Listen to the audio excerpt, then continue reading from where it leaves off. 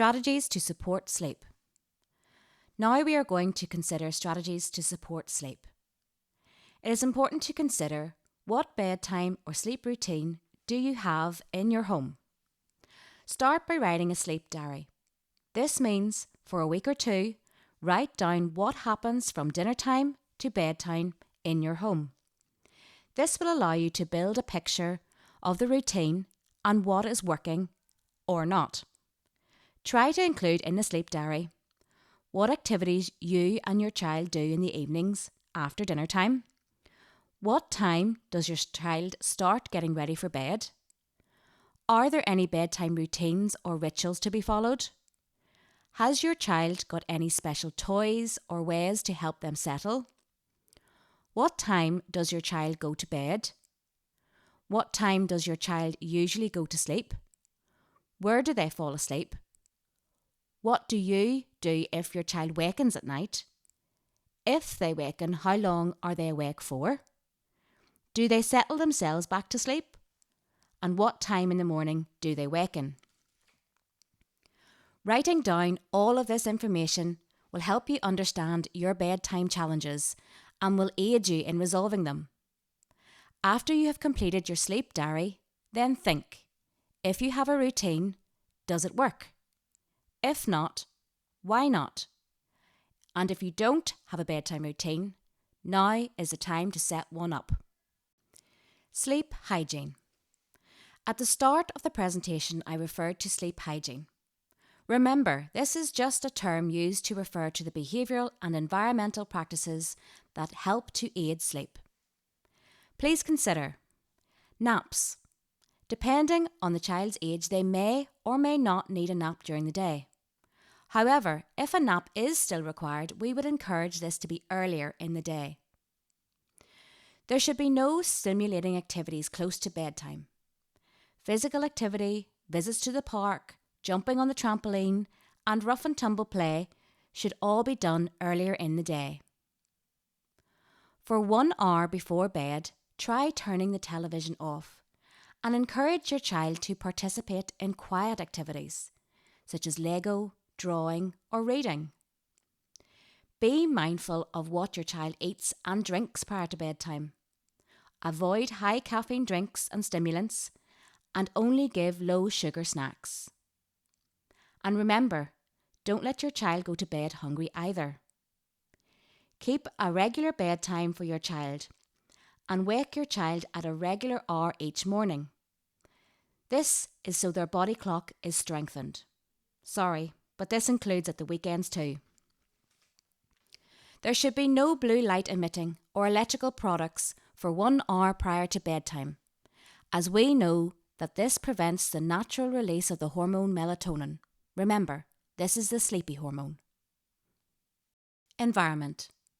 When trying to establish a good sleep routine, we would encourage that the bedroom is used only for sleeping.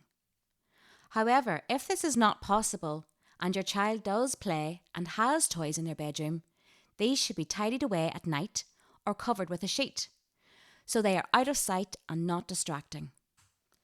The bedroom should be dark, quiet, and at a comfortable temperature.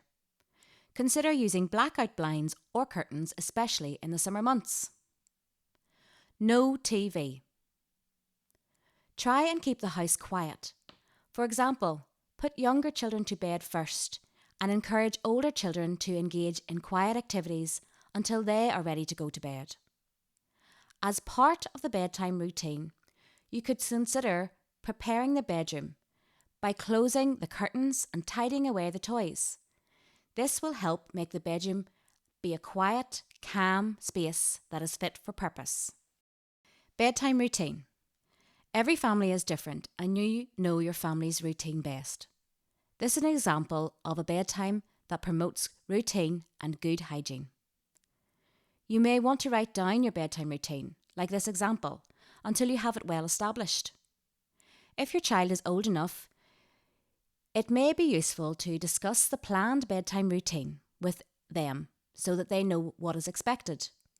Provide them with facts and information about why they need to sleep, why it is important, and how much sleep they need to get based on their age. you can support them to think about their routine and sleep hygiene and how they can make changes. Settling to sleep. We recommend following the bedtime routine, as this will ensure predictability and will help your child to learn and follow the routine. Initially, when you commence your new and improved bedtime routine, you will have to support and encourage your child in every step. But the goal will be to fade out your involvement and encourage your child to independently transition to bed and to sleep. For those children that currently require your presence to sleep, this will require a gradient approach to allow them to feel safe and settled enough to fall asleep without your presence. This is sometimes known as a disappearing chair technique. This involves you gradually moving from beside your child in the bed, from lying beside them in the bed, to sitting on the bed, sitting beside the bed, and then further away from the bed until you're outside the room. You could also try introducing a comforter to replace your presence and eventually enable you to leave the room with your child settled to sleep. If your child does waken during the night, it is important to return them in bed immediately. Be gentle and quiet.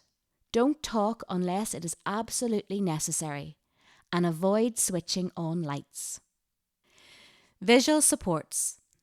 It can be useful to consider using visual supports such as a social story like the one shown here. This story was written by Darren Keller. It refers specifically to staying in bed and provides the child or young person with insight into why it is important to stay in bed and sleep. A reward chart may be useful to motivate your child and encourage them to work towards a goal or a reward. Bedtime should not be a punishment. It should be a relaxing and enjoyable time for your child, so be positive and give plenty of praise. Try and be creative and think of a goal or a reward that is highly motivating for your child. For example, if your child likes parrots, your rewards could be gold coins. Short videos can be fun and useful when helping a child understand the importance of going to bed and sleeping.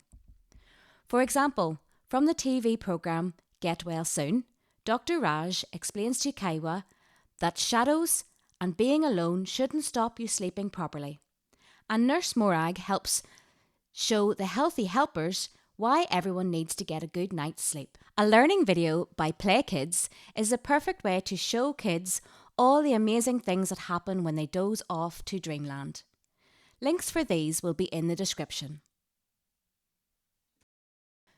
So, in conclusion, sleep is a behaviour that can be learnt. Sleep is vital for your child to function efficiently. Sleep is a complex process involving intricate processes within the body. And it is important to consider making a bedtime routine and sticking to it. Whatever technique you choose to help your child fall asleep and stay asleep, it is important that it feels right for you and your child. Any of the approaches discussed in this presentation to help set up a sleep routine can be tailored to meet the needs of your child and to what you feel you are able to manage. It is important that you are comfortable with your approach, and this ultimately will help your child feel safe and secure enough to go to sleep. Remember, if your child is unwell or in any physical discomfort, this will impact on them settling to sleep, and it is best to wait until they are feeling better before implementing a sleep routine. I hope you have found this presentation useful and you feel empowered and motivated to make a positive change to your child's bedtime routine. If you would like to discuss any of this information, please contact the Oaks on 028 37 566 777 and one of the therapists will be able to discuss this with you further. Thank you.